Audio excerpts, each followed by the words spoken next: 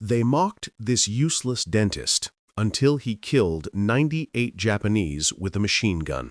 It sounds like a campfire legend, a tall tale whispered among Marines after a hard march, but on one of the bloodiest islands of the Pacific War, this story was all too real.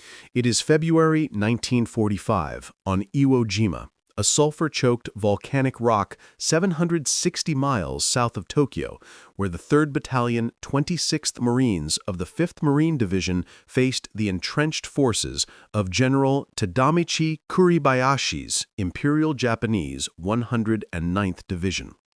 Among the Marines landing on Red Beach 2 was a quiet, bespectacled lieutenant, U.S. Navy dental officer Benjamin Lewis Salomon, age 29, a dentist, a non-combatant, a physician sworn to preserve life, not take it. He had spent his career fixing teeth, not firing rifles. Yet within hours of landing on Iwo Jima's black sands, the men would discover they had underestimated the wrong man. What happened over the next 24 hours, under ash-filled air, mortar blasts, and wave after wave of Japanese assault, would elevate a useless dentist into a legend of the Pacific War. Benjamin Salomon was born in Milwaukee in 1914, quiet, smart, and skilled with his hands.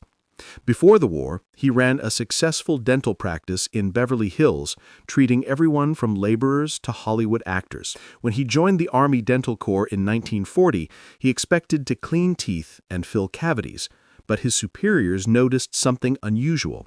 Salomon was naturally gifted with weapons.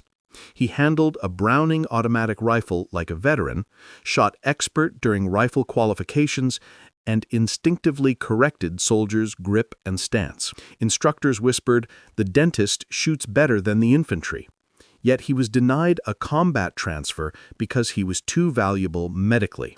In 1943, he transferred to the U.S. Navy and attached to the 5th Marine Division as a dental surgeon, far from glory. Though he trained with infantrymen and learned battlefield tactics as if preparing for something he could not yet name. In February 1945, he landed on Iwo Jima with the 26th Marines, where casualties mounted rapidly. Medical tents were targeted and stretcher teams were shot down.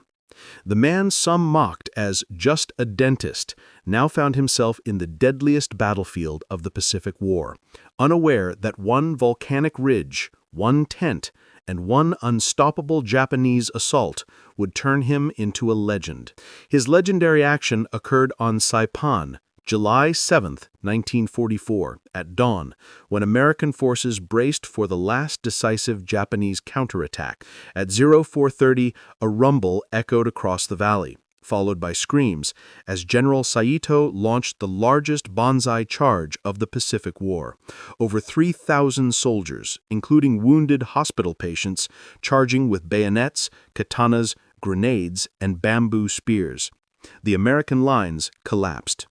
Behind the collapsing perimeter stood a small medical aid station where Captain Salomon was treating 30 severely wounded men. Inside the tent, he worked rapidly as the screams grew closer. By 0500, the Japanese broke through, gunfire erupting yards away. A wounded Marine burst inside shouting, "They're overrunning the line. They're coming right through us." Salomon understood instantly. The aid station was about to be hit. Moments later, a Japanese soldier burst in with a bayonet. Salomon grabbed a wounded man's rifle and shot him. More attackers rushed in. He shot one, kicked another backward, stabbed a third. Bullets ripped through the canvas as the wounded screamed. Salomon shouted, "Get the wounded out! Evacuate immediately!"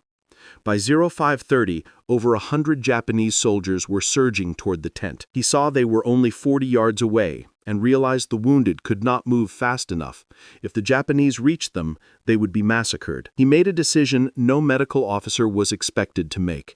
He would stay behind, cover their retreat, and buy them time. He slung a Browning automatic rifle over his shoulder and took position at the entrance, beginning a one-man delaying action against an entire attacking force. The Japanese came in waves, shouting and firing knee mortars as Salomon fired burst after burst from the bar. He dropped enemy after enemy, 10, then 20, then 30, constantly shifting positions using foxholes, ridges, and tree roots for cover. By 0600, the wounded had been evacuated, but he was isolated and cut off. Enemy soldiers tried to flank him. He swung the bar and cut down 5 more. He was hit by shrapnel and grazed by a bullet, yet he fought on. He emptied magazine after magazine, witnesses later finding dozens of expended bar mags around his positions. When the bar overheated, he switched to an M1 Garand, then a Thompson, then a captured Nanbu light machine gun. He fought with whatever he could find,